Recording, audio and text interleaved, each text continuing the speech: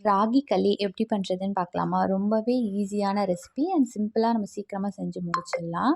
நான் ஒரு சின்ன கிளாஸில ஒரு 1 கிளாஸ் அளவுக்கு வந்து ராகி மாவு எடுத்திருக்கேன். இதுக்கு வந்து 1 கிளாஸ் மாவுக்கு 2 கிளாஸ் தண்ணி வந்து நம்ம எடுத்துக்கணும். ஒரு அடிகனமான பாத்திரத்தில 2 கிளாஸ் தண்ணி வந்து ஆட் பண்ணிக்கோங்க. தண்ணி வந்து நல்லா கொதிச்சு வரணும். இப்போ இது கூடவே வந்து ஒரு 1/2 ஸ்பூன் அளவுக்கு நான் நெய் ஆட் பண்ணிக்கிறேன். களிக்கு தேவையான அளவுக்கு உப்பும் நம்ம வந்து ஆட் பண்ணிக்கலாம். நான் கல்லுப்பு தான் ஆட் பண்றேன். மோஸ்ட் ஆஃப் த டிஷ்ஷஸ்ல வந்து கல்லுப்பு ஆட் பண்றது ரொம்பவே நல்லது. இந்த மாரி நல்லா கொதிச்சு வரும்போது, நம்ம எடுத்து வச்சிருக்க மாவு போட்டு மிக்ஸ் பண்ண வேண்டியது தான். இன்கேஸ் இது கஷ்டமா இருக்கும்னு நீங்க நெனச்சீங்கன்னா, 2 கிளாஸ் தண்ணி எடுத்துருக்கோம்ல, அதில 1/2 கிளாஸ் வந்து மாவுல மிக்ஸ் பண்ணிட்டு, 1 1/2 கிளாஸ வந்து கொதிக்க வச்சு, இந்த கரைச்ச மாவ அதில ஊத்திடுங்க. ஊத்தி நல்லா மிக்ஸ் பண்ணிடுங்க.